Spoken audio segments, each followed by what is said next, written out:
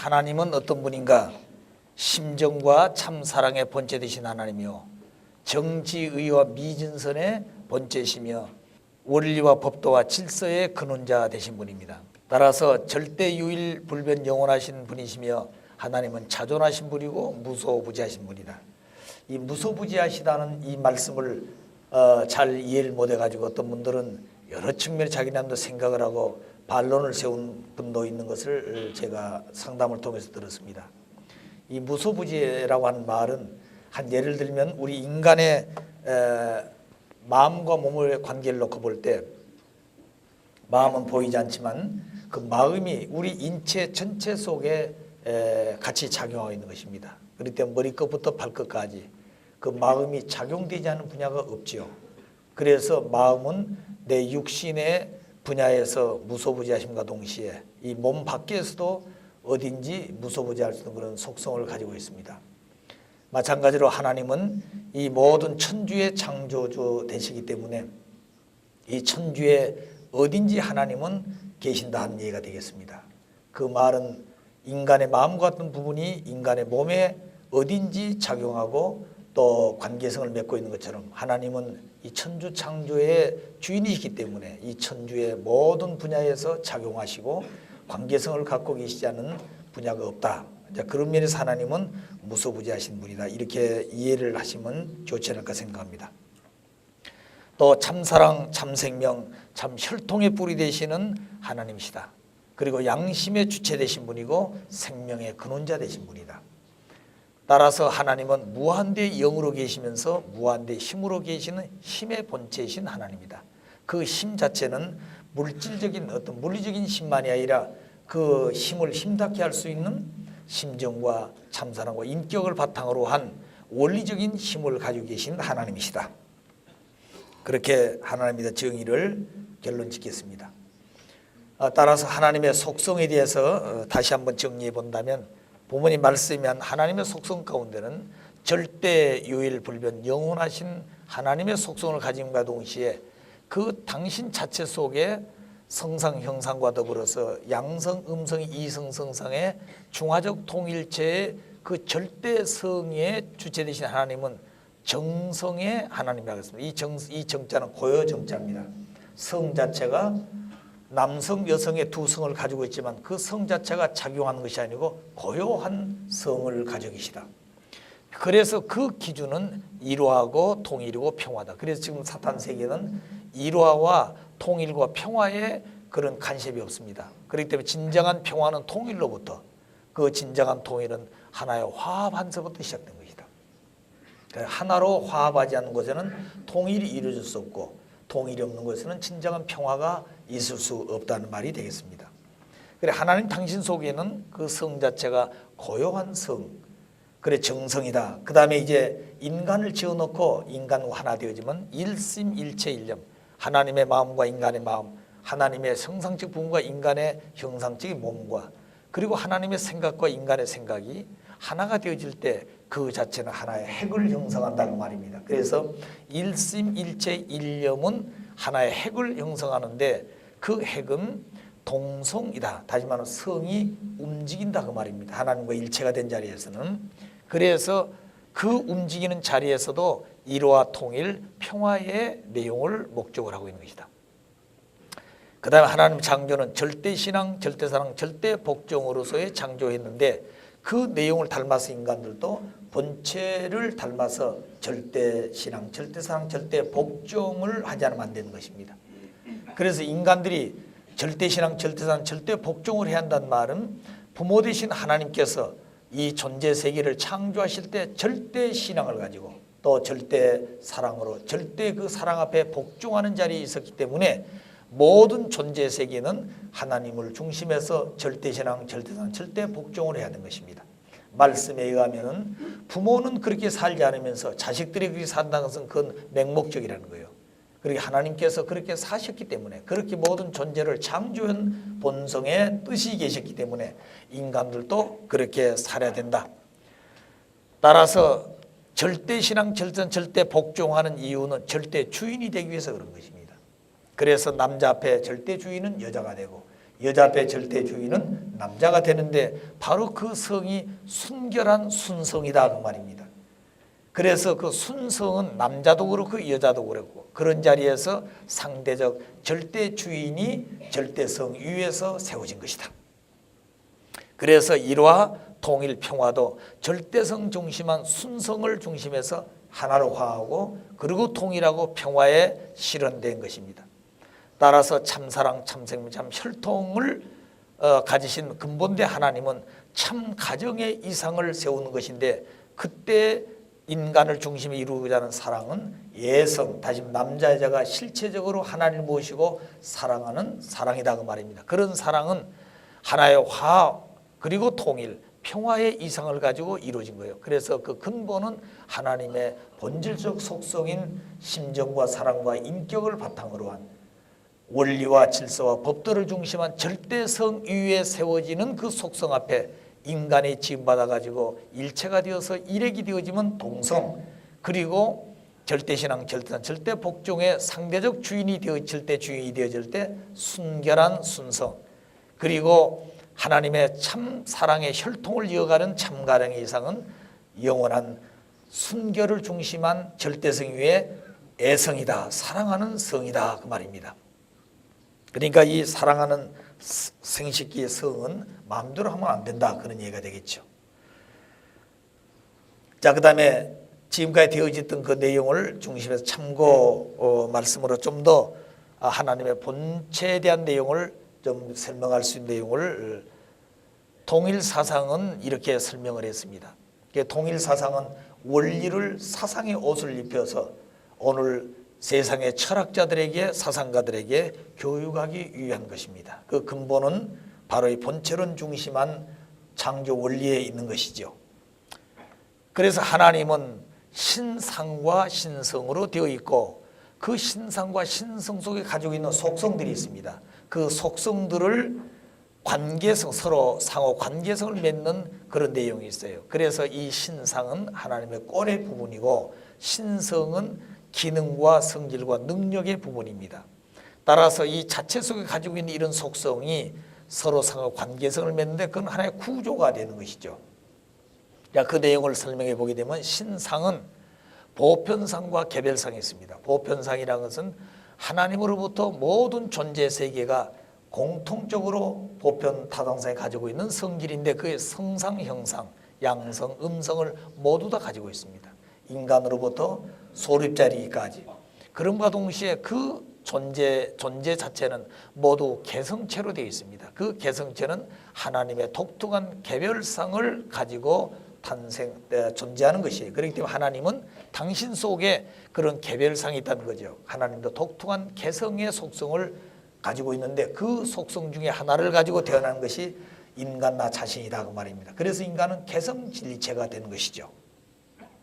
그래 개성진리체는 이와 같은 모든 전체를 다 속성을 함과 동시에 하나님의 무수한 그 개별상 가운데 하나의 독특한 개성을 가지고 태어난 나 자체가 바로 개성진리체다. 만물도 마찬가지입니다.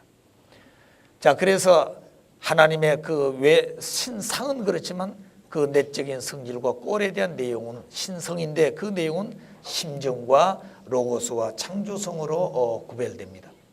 이 심정은 참 사랑의 뿌리가 되고 인격의 핵이 된다 그랬습니다. 그래서 여기에 보게 되면 심정은 하나님의 본질적 속성이 되는 것이요 성상의 핵심이라 그랬습니다. 그리고 하나님의 참 사랑의 뿌리가 되고 하나님의 인격의 핵이 된다 그랬습니다. 그래서 이 심정이란 말이 대단히 중요한 말이에요. 그래서 본체론 입장에 있는 하나님은 심정의 본체라고 계신 분이다. 그 심정의 바탕으로 한 그 뿌리에 의해서 종대가 되어진 것이 참사랑이란다면 그 참사랑을 중심해서 모든 존재가 살아가게 될 때 인간은 인격을 갖추게 되는 것이다. 자, 그 인격이 하나님을 닮은 자리에서 볼 때는 신격이 되고 인간 입장에서 볼 때는 인격이 되는 것이죠. 그 다음에 로고스는 하나의 이법이 되겠습니다. 이거는 이미 하나님의 성상적 부분과 같은 부분이에요. 그러면서 이법은 뭐냐면 하나의 형상적 부분 같죠. 그러면서 로고스라는 것은 이법인데 이성과 법칙을 말하는 것입니다. 이성은 자율성을 말하는 것이고 법칙은 필연성이에요. 그러니까 법칙은 바꿀 수가 없는 것입니다. 필연적이니까. 오늘 삼라만상이 존재하는 그 원리의 법도에 준행하는 것은 바꿀 수가 없습니다. 어느 누구도. 그러나 인간은 책임 분담 여하에 따라서 하나님을 닮아가야 될 그런 성숙된 성장하는 기간이 남아있기 때문에 그 기간은 인간 책임 분담이 있는 연고로 자율성이 있는 것입니다. 자, 그래서 인간이든 모든 존재든 간에 다 하나님을 닮은 신성을 가지고 나왔기 때문에 그 바탕은 심정을 뿌리로 한 법칙, 다시 말하면 이법을 중심한 형상적 부분이에요. 그럼 이 둘을 중심해 가지고 모든 것이 창조가 되어지는데 그 창조성의 바탕은 심정이 바탕이 되어지고 그 심정을 중심해 가지고 원리적인 질서와 법도에 따라서 나타나게 된 것입니다. 그래서 창조의 바탕이 된 심정을 우리 인간들은 닮아야 되는 것이다. 자, 그 다음에 상호 관계성이라는 게 뭐냐면 이와 같은 속성의 관계성이 서로 어떤 관계성을 가지고 있는 것인가. 그게 바로 정분합 작용으로 또는 사유기대로 나타나는 이것이 하나의 구조가 되겠습니다. 이거는 성질의 하나의 꼴이고 이거는 성질이고 이거는 구조가 되겠습니다. 이런 내용들이 하나님 자체 속에도 보이진 않지만 이런 구조성을 가지고 있기 때문에 나타난다 그 말입니다. 그래서 우리 창조 원리에 보게 되면 그 다음 절에 나온 것이 뭐예요? 만유원력과 수수작용 및 사유기대라 이렇게 타이틀이 붙이게 되었습니다. 그리고 이제 만유원력을 설명하고 수수작용 설명하고 그 다음에 정분합 작용 중심한 3대상 목적 및 사유기대 이렇게 원리가 전개되어 있습니다. 그럼 그런 내용들이 오늘 존재 세계 질서와 법도인데 이 내용이 어디서부터 왔느냐? 하나님 당신 속에 그런 속성이 하나의 구조적인 형태를 갖추고 있었다가 실체를 통해서 나타난 것이다 그 말입니다. 자, 그러면 그 내용이 바로 뭐냐면은 정분합 작용인데 작용이 먼저냐 존재가 먼저냐? 작용이 먼저인 것이죠. 자, 그렇기 때문에 하나님의 만유 원력에 의해서 뭘 한다고 그랬습니까? 수수작용한다고 그랬죠. 그러면 수수작용은 만유 원력이 힘에 되어진 건데 왜 수수작용하게 되느냐? 그것은 하나님의 본질적 속성이 심정이기 때문에 그렇습니다. 심정은 이미 말씀하신 대로 대상을 사랑하면서 기뻐하고 싶어하는 억제할 수 없는 정의 충동심이라 그랬습니다. 그렇기 때문에 주고 싶고 유하고 싶고 사랑하고 싶은 그 억제할 수 없는 충동심이 심정이기 때문에 뭔가 주고 싶은 것이죠. 유하고 싶은 것입니다. 그런데 유하고 주고받을 수 있는 대상이 없기 때문에 당신은 창조해야 되는 것이죠. 그런데 그렇게 되어지는 그 이상을 중심해 가지고 뭐가 나타나는 가 만유원력의 힘이 있기 때문에 주고받는 작용이 벌어지는 것이요. 그래서 만유원력에 의해서 수수작용이 벌어지게 되면은 그 다음에 뭐요? 분립하게 되죠. 번식하게 되죠. 그래서 정분합 작용이 나타나게 되고 그 정분합 작용 중심해 가지고 3대장 목적을 완성하게 될 때 사유기대가 이루어지게 된 것이다. 그래서 사유기대는 하나님의 창조 이상이요 목적이 이루어지는 기대인데 이 기대가 하나님 당신 속에 가지고 있는 모든 속성의 구조가 관계성을 가지고 나타나는 결실이다 이렇게 볼 수 있겠습니다.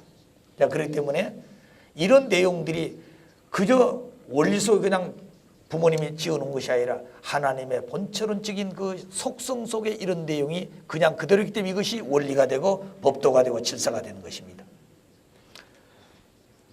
자, 그 다음에 참고 이 성상의 내부, 성상 형상인데 그 성상적 내부는 그럼 어떻게 되는 것인가? 사실은 이런 교육이 필요 없는 것인데 타락한 인간들은 하나님에 대해서 잘 모르기 때문에 이렇게 어떤 도식화해서 하나님을 구체적으로 설명을 해 보려고 하는 것입니다.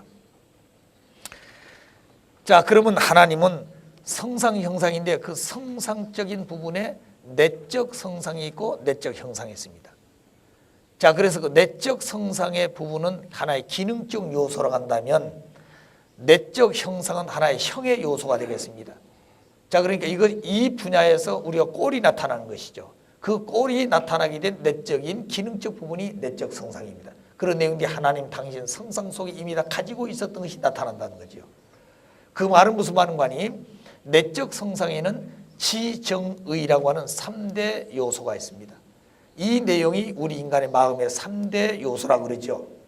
자, 근데 지금까지 많은 사람들은 이 지정의가 인간의 마음에 3대 작용하는 것으로서 알고 있지, 이 지정의가 어디서 왔느냐, 그 근원이 무엇인가 하는 것을 모르고 있는 것이. 그래서 우리 원리에서 밝히시는 참 부모님의 이 가르침은 그와 같은 지정의가 하나님의 마음과 같은 성상적 부분의 내적 성상에서 나온 내용이 우리 인간의 마음의 3대 작용으로 나타나는 것이다. 그래서 이 지라고 하는 것은 지적 기능인데 무엇인지 인식할 수 있는 그런 인식성인과 동시에 인식의 능력을 가지고 있는 것이 지입니다. 그리고 정이라는 것은 정적 기능이고 정감성이고, 의는 의욕적이고 의욕성인 것입니다. 의적 기능이죠. 자, 그래서 이 지적 기능이면서 인식성을 가지고 있는 인식 능력의 이 지는 세 가지로 구분하게 됩니다. 하나는 이성과 오성과 감성. 이성은 보편적으로 진리를 탐구하는 하나의 능력이라고 볼 수 있는 것입니다. 그리고 이성이 냉철하게 되어져야 사례를 정확히 판단한다 그러죠. 자, 그러니까 따지고 묻고 해서 결론을 지은 것이 하나의 진리를 탐구하는 능력이 바로 이 이성이다 그 말입니다. 오성은 논리적으로 원인과 또 그리고 그 이유를 묻고 그걸 따라서 결론을 짓게 되는 능력을 오성이라 그랬습니다. 그래서 이 오성은 어떤 무언가 보고 깨달아서 느끼는 내용이 되겠습니다. 감성은 오감을 통해서 아는 능력인데 이걸 직감적 인식 능력이라 그런 것입니다. 그래서 인간의 아는 작용은 이성, 오성, 감성, 뭔가 진리를 탐구하고 추구하는 그런 이성이 있는가 하면은 모든 생활 속에서 깨달음을 통해서 알게 되는 그런 오성이 있고, 또 느껴서 아는 그런 지적인 분야도 있다고 말입니다. 그런데 이 지정의는 하나님의 이 성상의 내적 성품 속에 있을 때는 모두 다 하나와 같은 것이라 그랬습니다. 아버님은. 그래서 지가 먼저냐 정이 먼저냐 하는 논쟁을 많이 했기 때문에 부모님께 제가 여쭤봤습니다. 그럴 때 아버님 하신 말씀이 본체론에 있는 지정의는 따로따로 있는 것이 아니고 하나라고 말입니다. 그러니까 지 속에 정도 있고 의도 들어있고, 그 다음에 정 속에는 지도 들어있고 의도 들어있고, 의 속에는 의만 있는 것이 아니라 지도 들어있고 정도 다 들어있다는 거예요. 그런 실체가 인격적 존재다 그 말입니다. 그러니까 어느 한 분야에 치우쳐 있는 존재가 아니다 말입니다. 그렇기 때문에 감정에 치우치는 것도 아니고 어느 이성에 치우친 것만도 아닙니다. 그 전체가 합성일체화하는 그런 본체가 하나님의 영거로, 우리도 본체를 닮아 나타난 그 마음의 3대 요소가 그 분야만 가지고 나타나는 것이 아니라 결국 전체가 하나 된 자리에서 내 마음이 움직이고 작용해야 된 것이다. 자, 그 다음에 이제 정은 정적 기능인데 이게 정감성인 것입니다. 그래서 우리 인간은 시로애락의 감정을 가지고 있는데 그런 감정이 어디서 왔느냐? 하나님께서 왔다고 말입니다. 그래 하나님도 이 정을 중심한 정적 기능과 정감성을 가지고 있기 때문에 시로애락의 감정을 느낄 수 있는 능력을 가지신 하나님이다. 그렇기 때문에 인간을 창조하실 때 소망과 기쁨의 하나님 되었지만 타락한 인간을 대하신 하나님은 슬픔과 탄식의 아버지가 되셨다 이거죠. 자, 그럼과 동시에 그 자식들이 사탄 주관 속에서 종노릇하고 희생을 당하는 걸 바라보신 하나님께서는 그 인간들을 바라보시면서 심정의 눈물과 탄식과 한을 가지신 아버지였다. 자, 그런 하나님의 복귀의 심정에 대한 내용도 지금까지 인간들은 하나님이 왜 슬퍼하냐 그 말입니다. 전지전능하신 분인데 왜 눈물을 흘리신 하나님이냐 그 말이에요. 그런데 부모님이 밝힌 원리에서는 하나님은 불쌍한 아버지였다.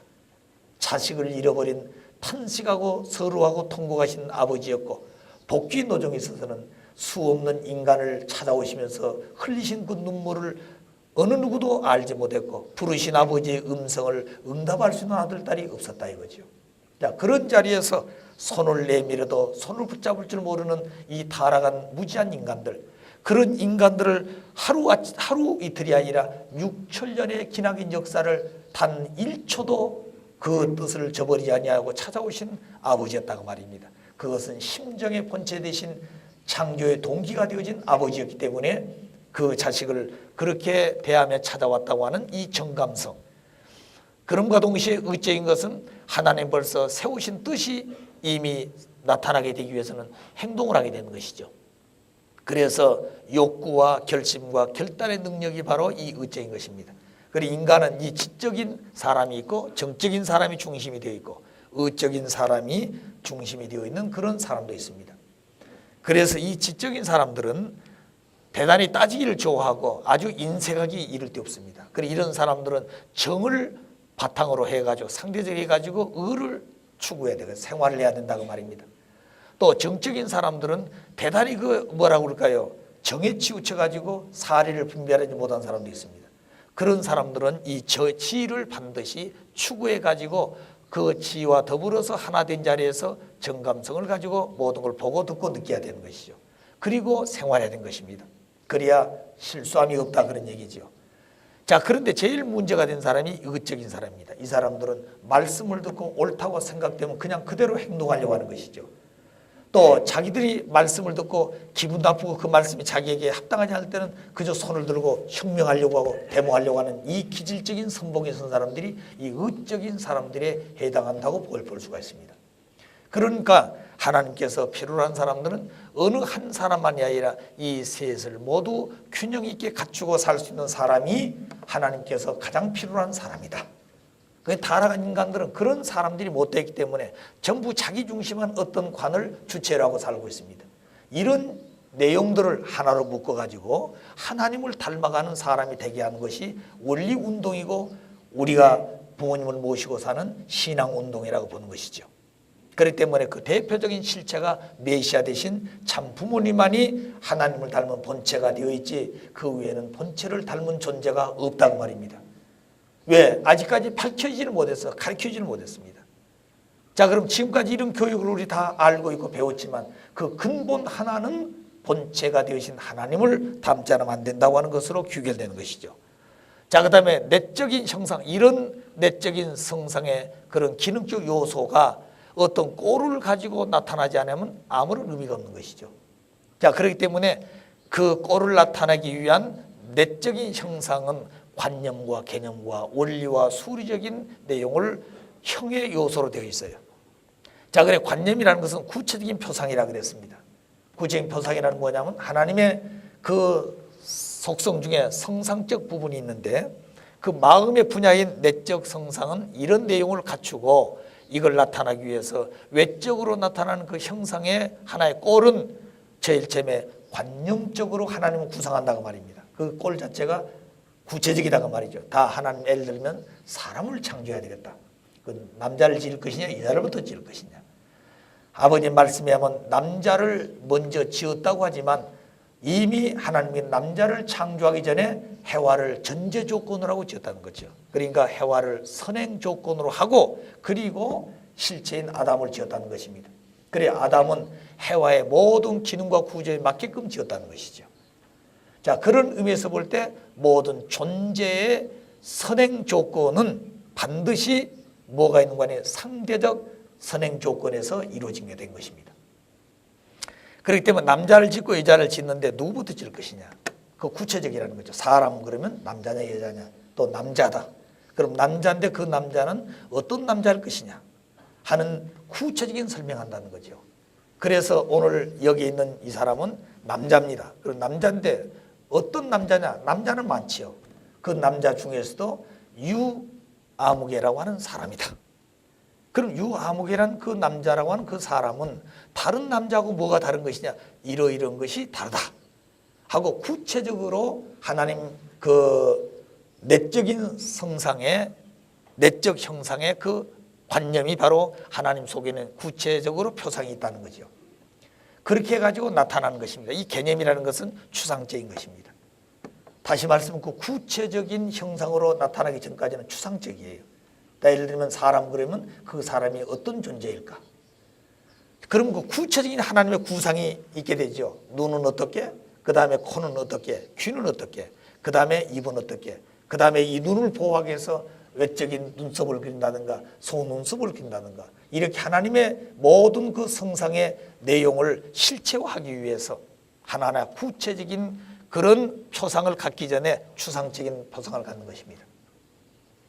자, 그래서 하나님 속에 성상의 내적 형상은 관념적이고 개념적이고 그리고 그 자체는 원칙적이고 하나의 법칙이다 그 말입니다. 이것이 바로 창조 원리에 의해서 나타나는 형상적 부분의 내용을 가지고 나타나기 때문에 그렇습니다. 그래서 그 원칙은 가치법칙과 자연법칙, 자연법칙은 삼라만상이 그 존재 지으신 법칙대로 그냥 그대로 존재하는 것이죠.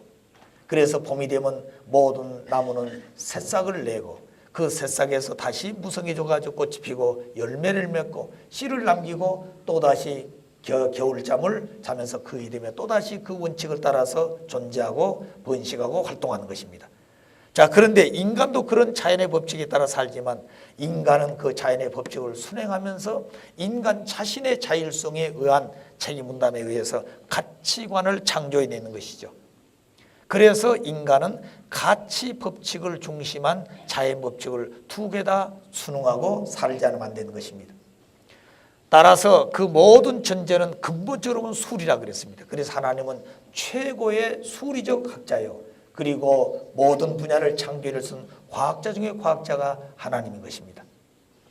자, 그래서 하나님의 성상적 마음 같은 부분의 그 내용도 내적인 마음 부분하고 내적인 몸의 부분, 내적 성상과 내적 형상이라고 하는 이 두 부분을 소개를 해드렸습니다. 그 다음에 세 번째는 개성의 종기성의 근거. 인간은 모두 다 말하기를 인간은 존엄한 존재다. 그리고 신성을 가진 존재다. 인격적 존재다. 이렇게 인간 자신을 표현하고 있습니다.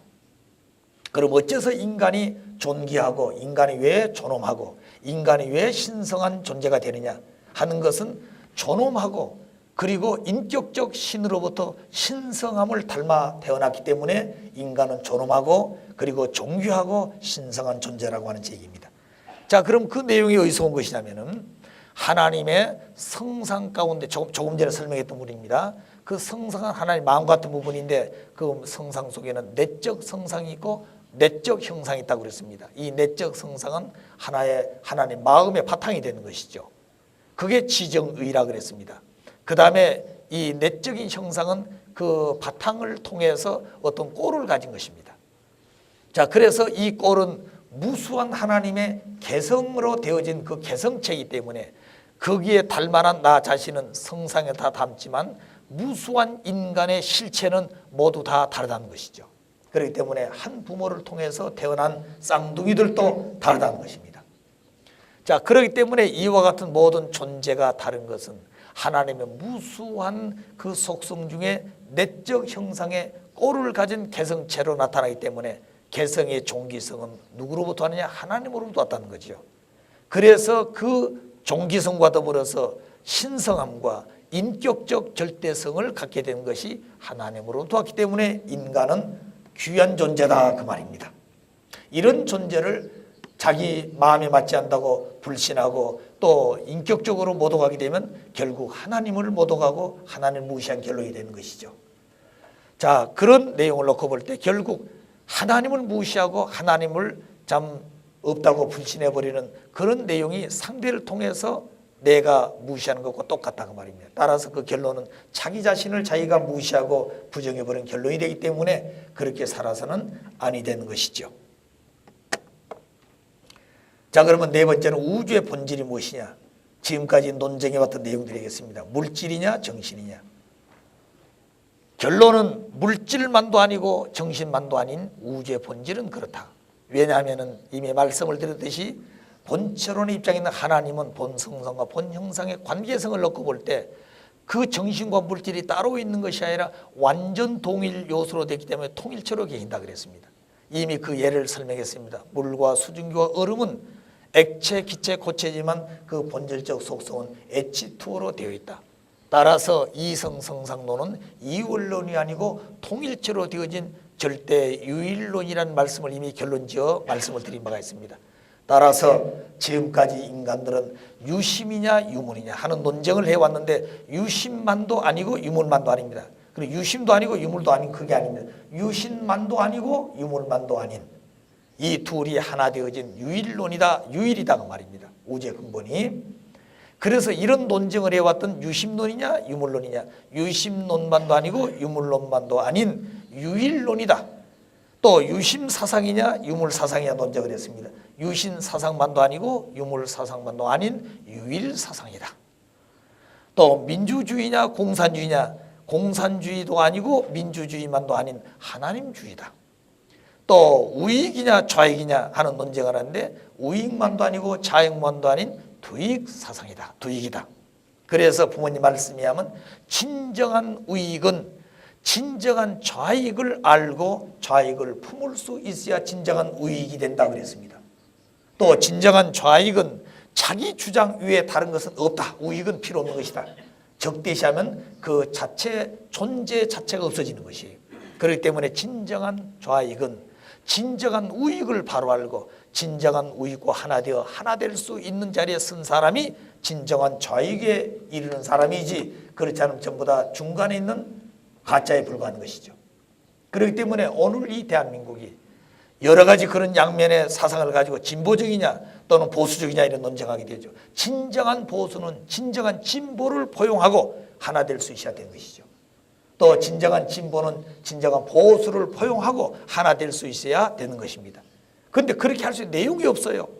자기들 이론 가지고 안 되는 것입니다. 또 자기들이 가지고 어떤 정책적인 내용 가지고는 절대 둘이 하나 될 수가 없습니다. 그 이유는 인간 중심한 평화운동, 인간 중심한 통일운동은 절대 자기 자신을 넘을 수가 없고 더 나아가서는 자기 국가나 자기가 가지고 있는 당의 소속을 벗어나지 못하는 것이에요. 그러니까 모두 만나면 싸우는 것이죠. 그래서 하나님을 중심한 참사랑과 심정의 본체를 중심한 삶이 되어질 때는 개인도 넘고 가정도 넘고 종족민족 국가도 넘고 세계도 넘고 천주를 넘을 수 있습니다. 거기는 종교의 사상도 넘고 모든 정책적인 체제와 제도도 다 넘을 수가 있는 것이에요. 자, 그렇기 때문에 하나님 중심한 절대주의 사랑, 그래서 두익 사상이자 하나님 주의는 하나님의 사상이요 참부모의 사상인 것입니다. 이 하나님과 참부모님의 사상은 핵심이 참사랑의 사상이에요. 이 참사랑이 어디서부터 나온다고 그랬습니까? 하나님의 본질적 속성인 심정에서 유발되어지고 심정에서 나오는 사랑이기 때문에 그 심정과 참사랑은 영원히 인류 존재 앞에 남아질 사상인 것입니다. 따라서 이미 말씀을 드렸듯이 그 본연의 제일 원인자 되신 하나님이 가지고 있는 속성이 참사랑 중심에서 나타날 때는 참부모 중심한 사랑이 이렇게 나타나게 된 것이다. 그래서 종교에서는 하나님이라고 그랬고 과학자들은 제일 원인자 또는 철학에서는 유일자라고 이렇게 설명을 한 것입니다. 그래서 우주의 근본이 누구냐? 하나님이시고 그 하나님 당신 속에 가지고 있는 그 본질적 속성이 물질만도 아니고 정신만도 아닌 이 두 속성이 하나 되어 있는 절대 유일이라고 하는 말씀을 드립니다. 따라서 하나님에 대한 본질적 속성을 밝힘으로 말미암아서 지금까지 논쟁해 왔던 이 양면의 대결은 이 사상은 이제 전부 다 끝이 난 것입니다. 자, 그 다음에 유일사상이 무엇인가 그러면 이 유일사상이란 말은 오늘 저 북쪽에 있는 김일성 중심해 가지고 이미 세우는 이론인 것입니다. 그것이 주체사상이라고도 할 수 있는 것이에요. 자, 그래서 부모님께서는 북한 김일성이를 생존에 1991년 찾아가셔서 그분과 직접 단독이 만나가지고 주체사상은 틀렸다. 주체라고 말을 쓰려면 인간이 주체가 되는 것이 아니라 하나님 주체라고 그래라. 인간은 주체가 될 수 없다 이거예요. 대상적 존재라고 말입니다. 자, 그렇기 때문에 하나님을 떠난 자리에서는 인간이 주체가 될 수 없는 것이다. 그리고 유일사상, 무엇이 유일사상이냐 그 말입니다. 그래서 참부모와 거짓부모라고 하는 그 이상도 거기서 밝히게 되는 것입니다. 그랬을 때 사실은 북한에 가서 주체사상, 유일사상을 배척하게 되면 그건 그 자리에 살아남아 오지를 못합니다. 그런데 참부모님께서 이미 거짓된 진리와 사상이라는 것을 확실해 가서 가르쳐 줘야 된 거예요. 그때 실체를 통해서 그 사상의 주인 되는 분을 가르치지 못했단다면 다시 그 실체를 통해 수습하기라는 것은 대단히 어려운 것입니다. 자, 그렇기 때문에 김일성 그 주석하고 이미 부모님이 만나서 말씀의 내용이 북한에서는 이미 법이 되어 있어요.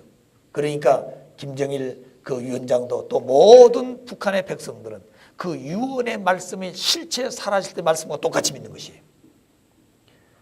그렇기 때문에 부모님이 이미 가서 밝히신 그 말씀은 이미 북한에서는 의의가 없는 것이에요. 그게 중요한 것입니다. 그렇기 때문에 이 세계에서 누구도 믿을 수 없지만 참 부모님 대신 문총전 믿을 수 있다, 그런 얘기죠. 그래 김일성이 운명을 달리할 때 그렇게 아들에게 부탁을 했다고 그럽니다. 남북 통일을 우리가 염원해 왔지만 진정한 남북 통일을 할 수 있는 분은 문총전이밖에 없다 이거죠. 그래 금강산도 자기들이 참 이 국보가 되어져 있는 조상들의 유언을 남겨질 그 산을 돈 많은 사람들이 개발하기 때문에 지금까지 주지 않았다. 왜? 돈 주고 개발하면 다 헐어버리고 자기들 식으로 만들게 되면 금수강산이 전부 다 해소된다는 것이죠.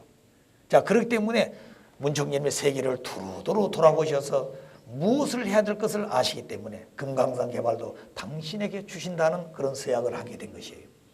자, 그런데 그것을 자기들이 한 것처럼 만들어 놓으니까 결론은 좋지 않은 것입니다.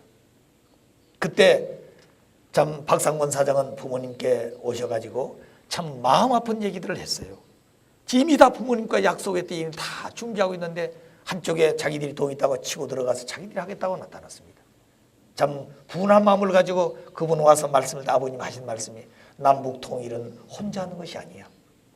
그분들은 또 그분대로 그런 길을 열어야 되기 때문에 적극적으로 도와주라 그랬었어요. 어느 누가 그런 마음을 가질 수 있겠습니까? 참 부모의 심정을 갖지 않고는 그렇게 할 수가 없는 것이죠. 자, 그런 내용을 놓고 볼 때 참 그 실무자를 맡고 있는 그분도 그렇습니다.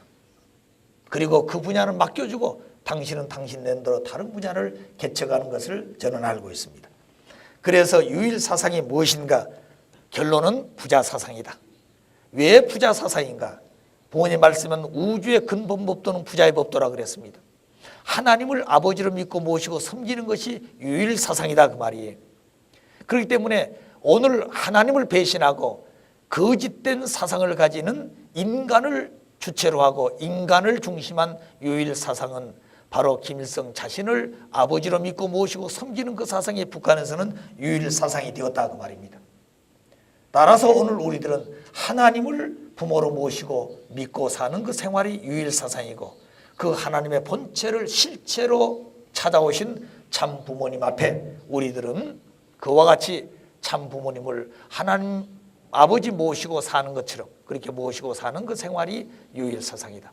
하나님은 관념적 존재가 아니라 인간과 부자 관계로 계시니 창조주 하나님은 인간의 부모이시며 나의 부모님이시다. 따라서 이 사상이 유일 사상이다 하는 걸 알아야 됩니다. 그래, 유일 사상은 부모 자녀 관계 속에서 가지고 있는 사상이다, 그런 얘기가 되겠습니다.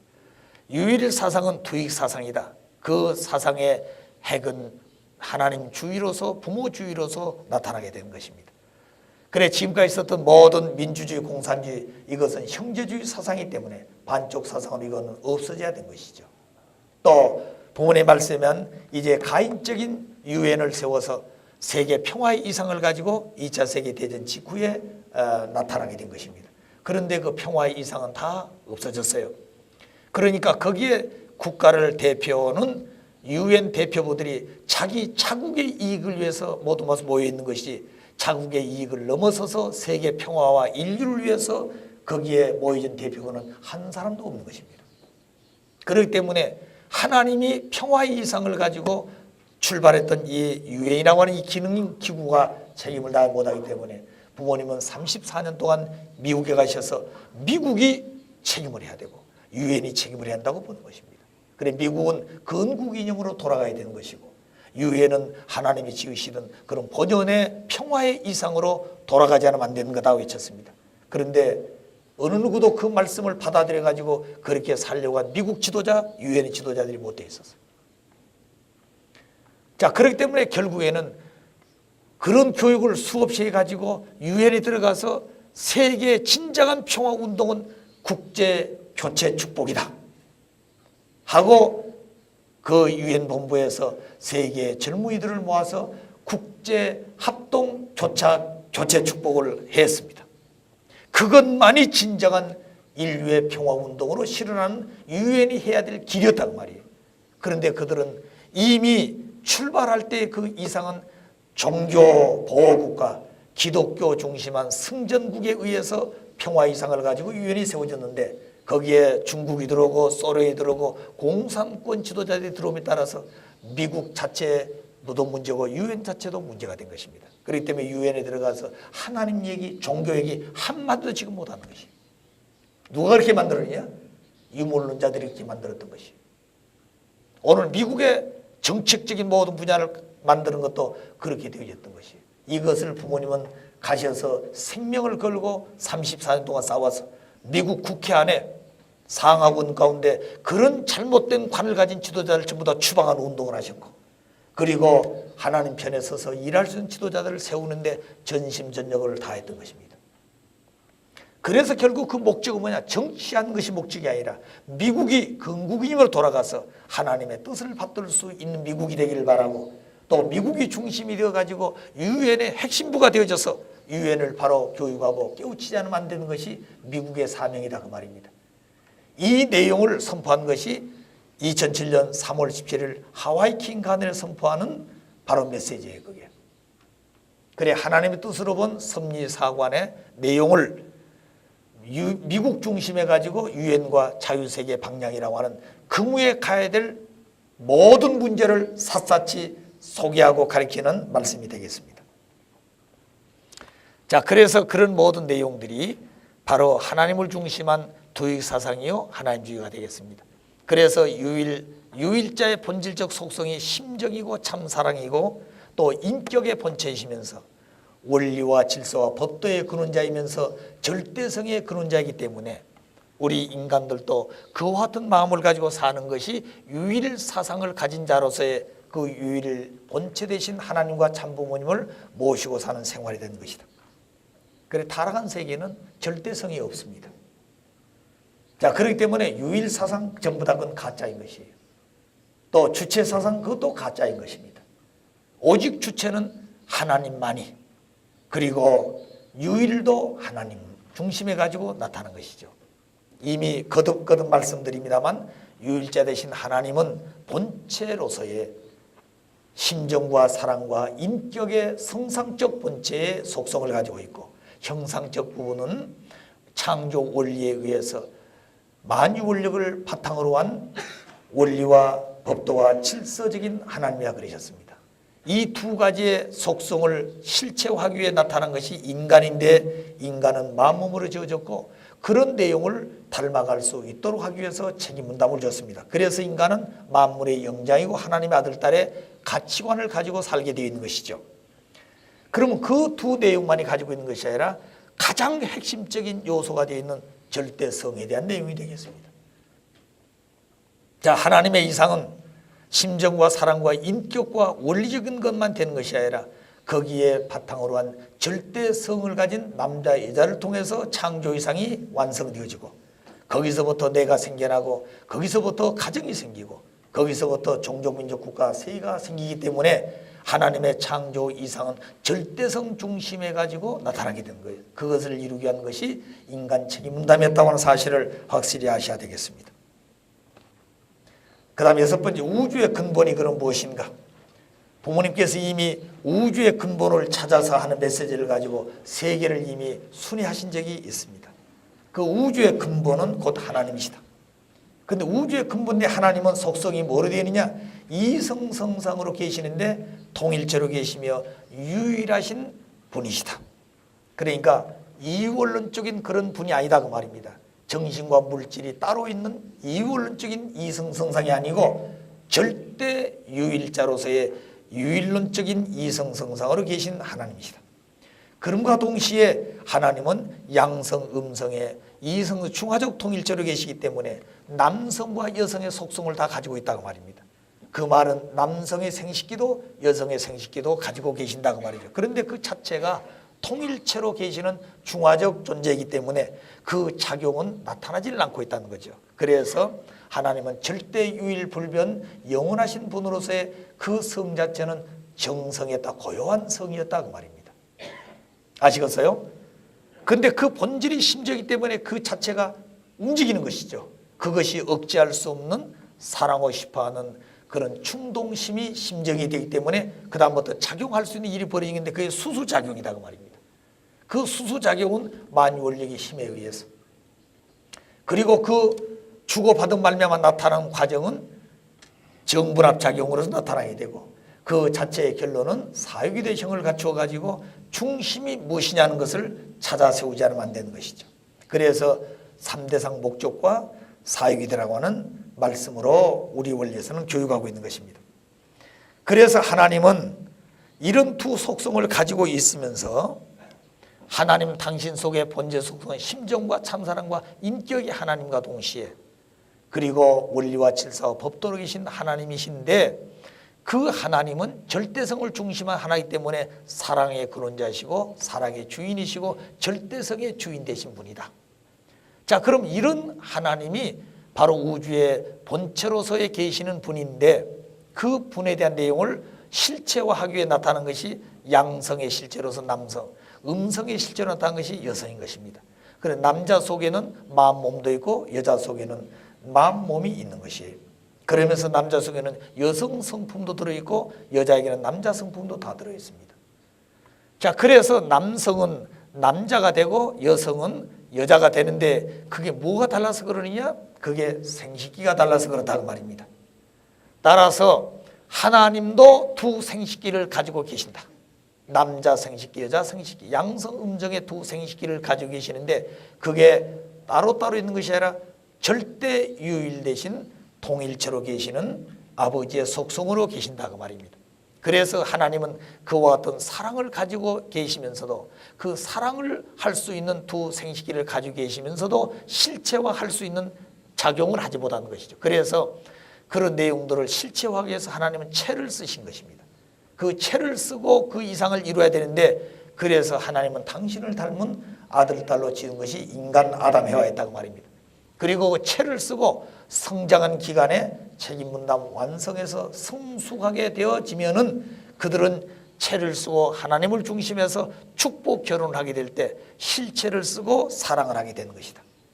그 사랑은 아담 해와가 사랑한 것이지만 아담의 보이지 않는 무형의 양성적 아버지의 그 속성인 남자의 하나님 속에 있는 생식기하고 아담 생식기가 일체가 되어지고, 해와 속에 있는 내적인 여자의 해와 생식기와 해와의 생식기가 일체가 되어진 그 자리가 절대성이 되지 않으면 안 된다고 말입니다. 그래 하나님의 절대성의 본체가 되어지기 때문에 아담 해와가 개인의 성장기간은 절대성의 실체가 되어지기 위한 것이 아담의 가는 책임 분담 기간이고 해와가 가야 될 책임 분담 기간입니다. 그래서 이 절대성의 본체가 되신 주인을 만나가지고 그 둘이 반쪽이 하나가 되는 것이 바로 이 축복 결혼이에요. 따라서 하나님의 사랑과 아담의 사랑과 해와의 사랑이 완성되어 가지고 한 자리에 만날 수 있는 그 자리가 바로 뭐냐면 생식이라는 자리예요. 그래서 하나님은 아담 해와를 통해서 체를 쓰시고 당신의 이상을 실현하시는데 그 이상이 바로 뭐냐? 체를 쓰고 사랑하시겠다고 말입니다. 그것이 아담 해와의 결혼이에요. 아시겠어요? 그게 바로 하나님의 사역이 되다고 말입니다. 그래서 체를 쓰고 사랑하고 체를 쓰고 번식하기 위해서 인간을 창조했다. 그래서 영계는 번식이 없는 것입니다. 자, 그래서 인간을 지으신 목적이 무엇인가 하는 것을 이미 우리는 말씀을 많이 들었지만 그 근본은 하나님의 이 두 생식기를 가진 본체로서 실체를 쓰고 이상을 실현하지 않으면 안 되기 때문에 체를 쓰고 그 체를 쓴 아담 해와가 성장 기간에 완성 실체가 되어가지고, 완성 실체는 뭐를 닮아야 된다고 그랬습니까? 하나님 본체를 닮은 것이죠. 그래서 성상적인 분야인 심정과 사랑과 인격을 담고, 형상적 부분은 원리와 질서와 법도를 닮아가지고 만유 원력에 의해서 수작용할 수 있는 그런 이상적 창조 원리를 실제 닮아가지고 그런 남자 여자가 되는 가장 중요한 핵심이 뭐냐면 절대성을 완성해야 될 것이 아담이고 해와의 책임 분담이다. 자, 그렇기 때문에 아담 해와가 절대성 위에서 책임 분담 완성 해방권이 벌어진 것이에요. 절대성 위에 그 기대 위에서 아담 해와는 책임 분담을 완성했다 하는 선포를 할 수 있다고 말입니다. 그러니까 인간 책임 분담 완성 해방 선포하는 길은 절대성 위에서 세워지는 것인데, 비로소 절대성의 주인 되신 그 하나님과 아담과 해와가 절대성의 실체로서 한 자리에 만난 것이 이게 절대생식기라는 말입니다. 거기서부터 진정한 평화와 그리고 통일과 이상이 실현되게 되는 거죠. 따라서 남자 여자의 생식기는 생식기로서 사랑하려고 했기 때문에 그 생식기를 통해서 모든 존재가 실체로 나타나게 된 것이다. 그래서 사랑함으로 일체가 되는 것이다. 자, 그래서 사랑은 개념이지 실제가 아니다. 개념은 반드시 실체를 통해서 느끼고 그리고 채우라고, 그리고 그 대상을 통해서 그 사랑은 완성되는 것이지, 대상이 없는 자는 사랑 자체는 개념에 불과하다고 말입니다. 그럴 때 하나님은 사랑과 심정의 본체로 계시지만 실제 대상이 없이는 그 하나님 가지고 있는 속성인 심정세계도 사랑의 세계도 채울할 수가 없는 것이에요. 여러분, 한 예를 들면 우리가 성수해 가지고 아직 결혼하지 않았지만 결혼해서 사랑할 줄도 알고 사랑하면 아들 딸들도 낳을 줄 압니다. 그 아들 딸 낳게 된 부모가 되는 것이죠. 그런 심정의 내용을 다 가지고 있습니다. 그런데 결혼해보지 않은 사람은 하나의 관념적인 사랑의 내용이지, 실제 사랑을 해보지 못한 사람은 아무것도 모르는 남자가 여자가 사랑한 것하고는 전혀 그 가치가 다르다는 거죠. 느낌이 다르고 체울이 다르고 그 사랑에 대한 완성의 기준이 다르다는 것입니다. 그렇기 때문에 어느 여성이 사랑의 박사학위를 받아가지고 아무리 탄상이 외치고 살더라도 사랑할 수 있는 대상의 남자를 만나가지고 사랑해보지 않은 그 여자는 가짜예요. 하나의 소리나는 깽가리와 같은 것이지 그 내용이 없다고 말입니다. 하나의 이론에 불과한 것이에요. 자, 그렇기 때문에 사랑은 상대가 있어야 되고 상대를 통해서 느끼고 채우라고 완성해 가는 것이죠. 그런데 우리가 부모가 되기 위해서는 아들, 딸이 있어야 됩니다. 아들, 딸을 복중에 가지고 있을 때 벌써 우리는 부모가 된 입장이라고 보는 거죠. 그래, 아들, 딸 낳아놓고 그 아기가 아무런 의식도 아직 부모도 잘 모르는 것입니다. 그런데 그분들은 부모가 되었다고 그런 거죠. 그러면 처녀 총각 때 하고 약혼해가지고 두 부부 만났을 때 하고 그리고 그 두 사람이 사랑할 때 하고 사랑해서 아들, 딸을 가졌을 때 하고 그리고 아들, 딸을 잉태해가지고 응애하고 태어나서 내가 아빠가 되었구나, 엄마가 되었다 할 때 하고 심정세계 내용은 점점점 발전해 가는 거예요. 그래서 처녀가 아기를 안고 젖을 먹이면서 그때 그 심정 속에 감춰진 그 내재적인 하나님의 심정이 그 자녀를 통해서 성숙되어 표출되는 것입니다. 그렇기 때문에 자식을 낳아서 길러보지 않은 사람은 80이 되더라도 그 노부부지 부모가 될 수가 없어요. 아무리 세상에서 그런 것을 배워가지고 얘기한다 할지 그거는 실체적인 본체가 못 되는 거예요. 그렇기 때문에 진정한 완성은 사랑의 상대가 있어야 되고 그 상대를 통해서 주고받음으로 자기 속에 있는 그 본성이 유발되어지고 완성되어지는 것입니다. 그래서 어린아이가 웃고 그리고 뒤적이고 그리고 엎드려서 기고 서고 한 발짝을 뛰고 그리고 그 어린아이가 엄마 아빠 얘기를 듣고 그리고 가방을 메고 유치원에 가고 그리고 나중에 학교를 들어가고 중학교 졸업하고 고등학교 졸업을 하고 대학을 들어가고 그리고 한 남자 한 여자를 만나서 웨딩 마치해가지고 인생의 새로운 출발을 아버지 어머니가 했던 것처럼 다시 그 길을 출발했을 때 그 자식들을 보는 어머니 아버지는 자기 속에 내재되어 있는 하나님의 심정의 본체가 점점점 성숙하고 완숙되어 가는 것이 그걸 아셔야 됩니다. 그러니까 대상이 없이는 자기 속에 그런 것을 아무리 가지고 있어도 실체화되질 않아요. 하나님이 그렇습니다. 하나님도 당신 속에 있는 모든 전체 내용을 가지고 계시지만 그 사랑을 실체 완성할 수 있는 그 대상이 있자만 되는 거죠. 그리고 그 대상은 당신 앞에 심정에 가장 가까운 존재가 심정의 실체로 지으는 혈통의 그런 자가 바로 본체고 그걸 닮아 나타난 것이 아들, 딸의 자리이기 때문에 하나님과 우리 인간 관계는 부모, 자식 관계로서 지어졌다는 말입니다. 자, 그렇기 때문에 그 자리는 귀한 것이 그래서 사랑만큼은 모든 존재 세계에서 동등하고 그리고 동고권을 가지고 있고 동의권을 가지고 있습니다. 그리고 상속권을 가지고 있는 것이 사랑의 특수성이에요. 하나님이 아무리 지고 지도하더라도 그 하나님의 사랑 앞에 주고받을 수 있는 대상이 없이는 하나님은 아무런 의미가 없는 그런 존재로서의 남아지게 된 것입니다. 그러나 저 시골에서 자기 이름자도 제대로 쓰지 못하는 그런 무지한 한 사람이 하나님의 심정을 깨닫고 하나님의 사랑 속에서 하나님과 일체가 될 수 있는 그런 자리에 섰다 한다면 그는 하나님과 동거하고 하나님과 같이 동행하고 하나님과 동등한 위치에 서서 하나님의 모든 것을 상속받을 수 있는 상속권까지 가질 수 있는 것이. 그렇기 때문에 지극히 낮은 자리에 있는 존재가 지극히 높으신 하나님과 하나 될 수 있는 길은 지식도 돈도 권력도 명예도 아닌 것입니다. 그건 오직 참 사랑만이 가능한 것이에요.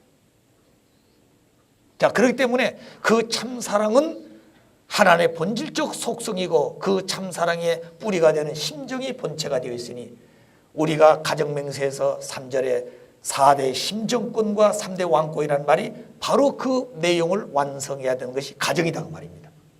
그래서 가정 앞에는 아버지가 있어야 되고 어머니가 있어야 되고 남편이 있어야 되고 아내가 있어야 되고 형님이 있어야 되고 동생이 있어야 되고 그 형님과 동생은 부모 앞에 아들, 딸이 되어지고 그 모든 존재적인 관계성을 가질 수 있는 기본 단위가 가정이에요. 거기에 이 구성 요원이 하나 될 수 있는 그 요소가 뭐냐면 그게 심정을 바탕으로 한 참 사랑이신데 그 심정과 참 사랑의 근원자가 누구냐면 하나님이시다 그 말입니다. 자, 그렇기 때문에 하나님을 중심한 그런 이상이 세워지지 않고서는 절대적으로 하나님의 이상적 사역이 되는 완성되지 않는 것이다. 그래서 사랑은 개념이지 실제가 아니다. 실체가 있을 때 하나님 당신 속에 있는 모든 요소가 실체로서 채우라고 경험하고 그리고 완성하게 된다는 것을 잊어서는 아니 되겠습니다. 그럼 왜 하나님 볼 수 없고 느낄 수 없는가? 왜 하나님 볼 수 없는가? 무용으로 계시기 때문에 볼 수 없다 그랬습니다. 그래서 인간은 육신 중심에 가지고 모든 것을 채우라고 느끼는데 육적 오간으로서는 볼 수 있는 것이 있고 볼 수 없는 것으로 되어 있습니다.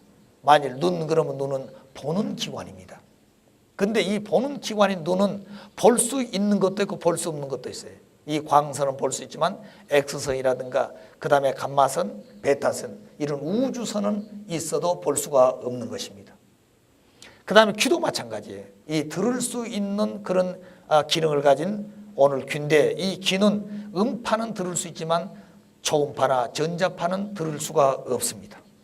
만일 인간이 하나님이 지으신 그런 모든 전체의 실체로 지음받았지만 이 모든 존재 세계의 내용을 다 볼 수 있고 다 들을 수 있다면 인간은 존재할 수가 없는 것이에요. 여러분 손을 한번 보십시오. 깨끗한 것 같지요? 아마 이게 수만 배의 그런 현미가 보게 되면 아마 이게 뭐라고 할까요? 이 균이 우글우글하고 있을 것입니다. 그걸 보면서 밥을 먹을 수 있고 잠을 잘 수 있고 못 자는 것이 못 사는 것이. 그렇기 때문에 우리 인간은 살아갈 수 있는 환경에 적응할 수 있도록 하나님께서 지었다고 말입니다. 들을 수 있는 것과 마찬가지예요. 모든 소리를 다 듣고 산다면 이 인간은 존재하지 못합니다. 여러분 이 자체소에 가지고 있는 이 심장이 있습니다. 이 심장이 멎으면 이미 죽는 것이에요. 그래 심장의 고동소리가 약하면 그 사람은 약해지는 사람이죠. 그 심장의 이 고동소리를 듣고 사는 사람이 있습니까? 아무도 없습니다. 여기에 만일 청기교로 되게 되면 북 치는 소름처럼 쿵쿵쿵 하고 울리는 것이에요. 이것을 우리 인간이 20년 듣고 산다면 그 사람은 살아남을 수가 없는 것이에요. 자, 그런데 그렇게 되어진 그 내용을 우리 인체 속에 가지고 있으면서도 그걸 못 느끼고 있는 것이에요. 아시겠어요? 왜 그러냐? 이미 하나님의 설계가 그렇게 되어 있었다는 말이에요. 설계가. 그래서 귀한 것일수록 깊은 곳에 두는 것이 하나님의 지으신 본성인 것입니다. 만일 하나님이 보이는 존재로서 계신다면 아마 이 세계는 하나님 쟁탈전 때문에 남아질 자가 거의 없을 것이에요. 그런데 하나님은 다행히도 무용으로 계시는 아버지이시기 때문에 높은 사람이든 저 다리 밑에 있는 거지와 같은 천한 사람의 생활하고 있는 사람이든 누구든지 동등한 가치를 가지고 있는 것이에요. 그래서 동등한 가치는 사랑에 의해서만이 되어진 것이지 지식과 권력과 어떤 명예와 또 어떤 외적인 환경을 가지고 평등권을 가질 수가 없는 것입니다. 자, 그렇기 때문에 하나님은 사랑의 아버지시요 부모이십니다. 그 부모 되신 하나님 중심에 가지고 비로소 인류는 만민평등이 벌어지는 것이고 여기에 진정한 자유함이 생기고 평화로움이 실현되게 되는 것이죠. 그렇기 때문에 귀한 것일수록 우리 인간의 본성 가운데는 깊이 두려고 하는 것입니다. 역시 하나님도 마찬가지예요. 그래서 왜 느낄 수 없는가? 하나 되어 있기 때문에 느낄 수 없다. 왜 하나 되어 있기 때문에 느낄 수 없느냐? 우리 심장의 고동소리, 눈을 깜빡이는 거, 호흡하는 거, 이건 전부 다 내 생명체하고 일체가 되기 때문에 못 느끼는 것이에요. 자, 여러분, 숨을 쉰다, 호흡한다. 자, 그때는 벌써 내가 숨을 쉬고 있구나. 이제 호흡을 내뱉고 들어 쉰다. 이렇게 인식하는 것이죠. 그러나 평상시에는 내가 호흡을 하고 있는지 안 하는지도 잘 모르는 그런 자리에서 살고 있는 것입니다. 그러나 건강치 못해가지고 이 호흡의 고통을 느낀 사람은 어딘지 가면 즉각 느끼는 거죠. 그건 정상이 아니어서 그런 것이지 정상의 자리에 있는 실체는 그렇지 않습니다. 자, 그렇기 때문에 우리 모든 것들이 외적으로 어떤 것이 날라온다. 자, 눈이 뭐가 날라오니까 눈을 깜빡이라 이렇게 명령해 가지고 되는 게 아니다 이 말입니다. 그건 자동적으로 그렇게 되게 되어 있는 무의식적으로 되었기에 하나님이 창조하신 것입니다. 그 다음에 화장실에 아침에 가게 되면 그 이를 보게 되죠. 부모님 이런 말씀을 자주 예를 들으십니다. 변을 보는데 자기가 이를 보고 있는 것은 자기 자신은 그 냄새라는 걸 못 느낀다는 거죠. 여러분 그렇게 느껴보셨습니까? 그런데 사랑하는 상대가 아침에 가서 그 이를 보는데 문을 이렇게 되면 냄새가 난다고 말이에요. 사랑하는 아들, 딸들이 그렇게 죽고 못 살 정도로 죽어가면서 그 아들, 딸들이 그 대변을 보게 되면 냄새 난다고 밖에 가라고 그러는 것이에요. 왜 그런 것이냐? 그건 자기하고 하나 되어 있기 때문에 냄새를 못 느낀다는 거죠. 그 말은 하나님과 우리 인간은 본체적인 입장에서 하나 되어 있기 때문에 못 느끼는 것이에요. 볼 수가 없는 것이에요. 그런데 타락해서 그 관계가 끊어졌을 뿐이지 우리 인간은 바로 그 본연의 자리에서 하나님 찾아오고 싶으시고 우리는 하나님을 모셔야 될 책임이 남아있다는 것입니다. 자, 그래서 이 기압도 마찬가지입니다. 우리는 이 기압권에 살고 있는 것이에요. 그래서 어느 한쪽의 기압이 무너지게 되면 그건 쓰러지는 것입니다. 그러니까 이 공기, 우주 공간 속에 공기가 없는 곳에 무중력 상태에서 떠버리는 것입니다. 이게 모든 분야에서 똑같은 기압이 작용하기 때문에 내가 오늘 이 자리에 서 있는 것이에요. 그렇기 때문에 그걸 느끼고 있냐? 못 느낀다고 말입니다. 왜? 나와 일체가 되어 있기 때문에. 그 다음에 예를 들면 창조냐 진화냐. 앞으로 우리는 이 논쟁도 해야 되고 유물론 공산주의의 그 사상도 이 땅에서 정리하지 않으면 안 되는 것입니다. 그러니까 하늘편 세우시는 원리 외에는 모든 것은 전부 다 잘못되어진 것으로 정리를 해야 된다 그 말이에요.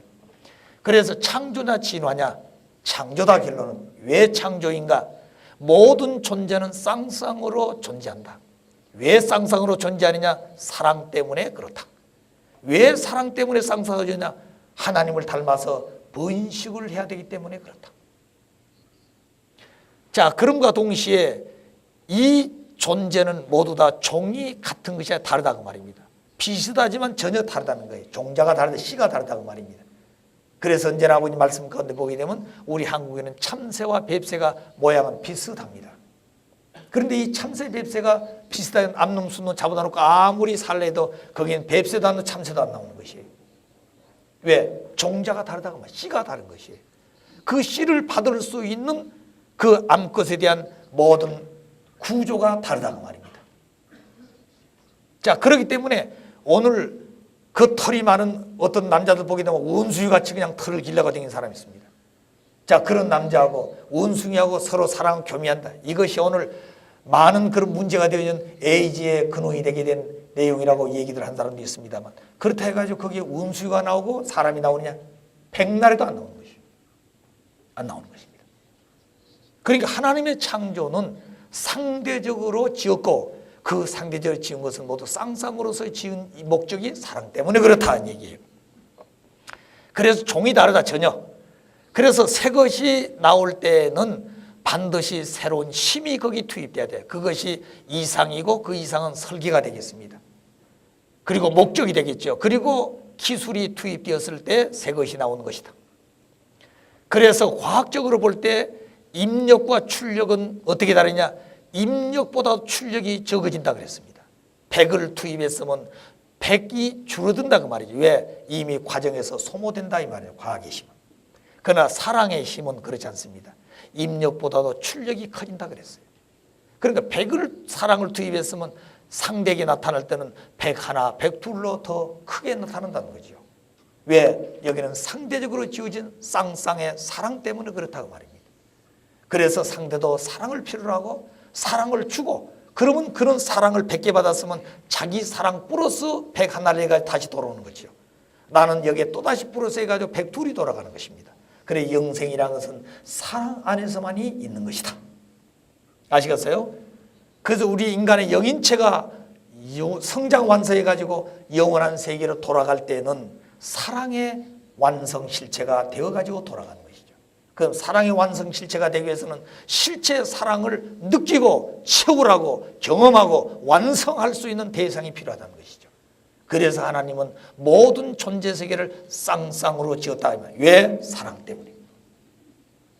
그래서 창조되어진 것이 진화가 된 것이다. 진화라고 하는 말은 A라고 하는 것이 A 다시가 된 것은 그 발전한 것이지 진화가 된 게 아닙니다. 그러면 진정한 진화는 A가 B가 되었을 때 이게 진화라는 거예요. 다시 말하면 인간은 원수이가 진화해가지고 사람이 되었다. 자, 그렇게 보는 것이 그들이 얘기하는 진화론이다 그 말입니다. 그러니까 원수이가 어떻게 인간이 되느냐? 거기에 노동하기 위해서 도구를 만들고 그러다 보니 언어가 발전하고 그리고 이성이 생겨서 결국 인간이 되었다. 그래서 그들의 인간관은 원숭이가 동물이 인간이 되는 과정이 노동 때문에 되었다. 그래서 노동은 신성한 것이다. 그래서 그들은 사람이 사람답지 못하다고 보는 기준이 바로 뭐냐? 노동의 가치관을 놓고 결정지는 것인데 자기들이 세운 당이라든가 자기 지도자가 주장하는 그 이론에 맞지 않게 되면 그건 사람의 가치를 잃어버렸다는 거죠. 동물과 똑같다고 말입니다. 원숭이로 돌아가는 거예요. 그렇기 때문에 그는 다시 재창조를 해야 되는데 그러기 위해서는 노동을 해야 되기 때문에 강제 노동 수용소로 가는 것입니다. 제가 북한에 있는 어느 그 왔다 갔다 하는 분에게 물어봤습니다. 북한에 종교가 있다고 생각하십니까? 종교가 있다는 거죠. 왜? 원래 평양이 제2 예루살렘 같이 있었던 그런 신앙의 뿌리가 있는 곳입니다. 그런데 공산주의 사상이 들어와 가지고 종교 다 파괴해 버렸죠. 그렇지만 그들 본성 가운데는 그게 남아있다는 거죠. 예. 자, 그런데 만일 그렇게 신앙하던 사람이 성경을 본다든가 기도하다가 붙잡히면 그건 전부 다 어디로 가느냐?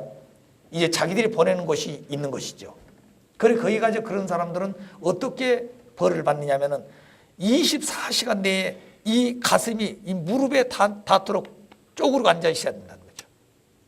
여러분 한번 해보십시오. 얼마나 힘든 것인가. 쪼그리고 앉아서 이 가슴이 무릎에 닿아 있어야 되는데 그것이 평생 나올 때까지. 그러다 보면 나중에 이게 굳어가지고 붙어버린다는 거죠. 자, 그러니까 그 말은 무슨 말인 거냐? 하나님이 어디 있냐 그 말입니다. 공중 쳐다보지 말라는 거죠. 땅을 봐야 된다 그 말입니다. 이런 무서운 벌을 내리고 있다는 거죠. 자, 그렇게 되어진 주의가 공산주의주의예요. 자, 그럼 그들과 이제 맞붙어서 한판을 치러야 될 통일의 이상이 평화 이상이 실현돼야 될 건데 어떻게 해야 될 것인가? 오늘 대한민국 5천만 국민들이 정신을 차려야 된 거예요. 특히 오늘 종교인들이 정신을 바짝 차려야 된 것입니다. 그렇지 않으면 살아남을 길이 없는 것이. 그걸 하셔야 돼요. 그렇기 때문에 무조건 오간다 조한다 그게 아니에요. 그들의 사상이 버리지 않는 한 안 되는 것입니다. 아시겠어요?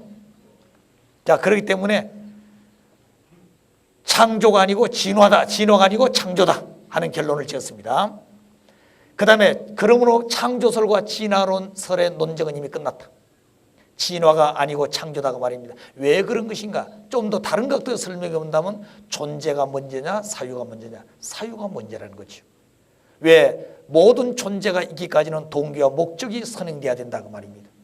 그리고 그 존재는 반드시 선행해야 될 조건이 상대를 전제 조건으로 한다는 거죠. 선행 조건으로 한다고 말입니다. 그래서 남자를 지었을 때는 여자를 선행하고 여자를 생각할 때는 남자를 선행 조건으로 하고 지어졌기 때문에 그렇다고 말입니다. 그래서 모든 것은 사랑에 의해서 태어난다. 따라서 모든 존재는 쌍쌍으로 존재한다 그 말입니다. 새로운 발전은 반드시 창조성을 가지고 나타나게 되는데 창조성은 새로운 이상과 기술이 투입되어야 하는 것이다. 그렇지 않고는 발전이 될 수 없는 것입니다. 여러분 일본에 가게 되면 전자세계 제품으로서는 세계에 지금까지 제1위를 지키고 왔습니다. 그래서 3개월이 지나고 보면 전자 그 부품이 달라지는 것이에요. 그러니까 두꺼운 것이 조금 더 얇아지고 사이즈가 조금 적어지고 그리고 값을 플러스 하는 것입니다.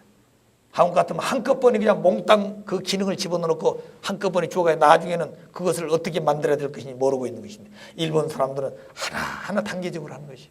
처음에 기능을 하나 넣고 그 다음에 조금 더 플러스해서 또 값을 올리고 또 모양을 조금 달리하고 맡은 내용은 같은 것이에요.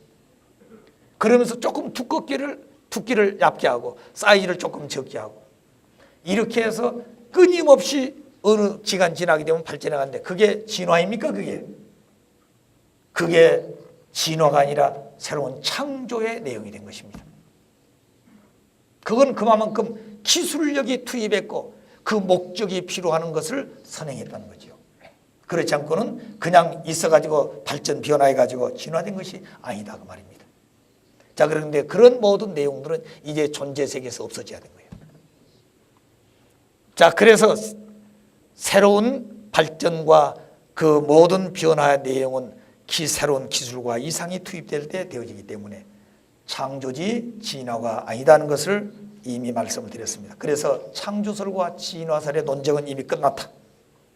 그 다음 범신론, 유출론에 대한 얘기가 되겠습니다. 이 범신론은 한 예를 들면 이런 컵에 물을 담는다. 이 컵이 물이 다 찰 때까지는 넘치지 않습니다. 그러나 이 컵에 물이 다 넘치고 흘러넘치게 되면 이 컵 안에 물과 밖에 있는 물이 같은 것이죠. 그래서 결국에 신의 속성이 유출되어 가지고 오늘 이 존재세가 되어졌기 때문에 오늘 이 자연은 자동적으로 신의 속성으로 되어진 것이기 때문에 범신론이다 이 말입니다. 자연이고 신이다 이렇게 믿고 있는 거죠. 그래 자연이 신은 아닙니다. 자체는 그런 신의 속성을 가지고 있을 뿐이죠. 그래서 범신론은 또는 유출설은 목적 창조하신 동기와 목적이 없습니다. 막연하게 물이 흘러넘쳤다. 하나님의 그 속성이 넘쳐가지고 자연에 되어졌고 범신론이 되어졌다. 이렇게 되어진 것이 아니다 그 말입니다. 창조의 동기는 확실한 것입니다. 거기 목적이 확실한 것이에요. 그래서 통일 원리는 기독교에서 지금까지 밝히지 못했던 창조설의 완전성을 보완해 주는 것이에요. 하나님께서 피조세계를 창조하시게 된 동기와 목적이 무엇인가를 지금까지 몰랐는데 참번이 밝힌 원리에는 확실하게 가르쳐 준 것입니다. 나중에 설명하겠습니다. 창조의 동기가 뭐냐? 심정과 참사랑이고 창조의 목적은 대상을 통해서 기쁨을 느끼는 것이 창조의 목적이라고 그랬습니다. 자, 그러면 심정의 동기설을 밝힘으로 말미암아 생성설의 논쟁도 끝이 났고 창조나 진화의 논쟁도 끝이 났고 범신론과 유출설의 논쟁도 끝이 났습니다. 오직 남아진 것은 하나님의 심정을 바탕으로 한 창조의 내용만이 남아진 것이에요. 그 근본 본체가 하나님이시다고 말입니다. 자, 그렇기 때문에 그 위에 모든 논쟁은 이미 다 끝이 난 것이에요. 그게 바로 하나님의 본체론적인 사상이라고 말씀드릴 수가 있겠습니다.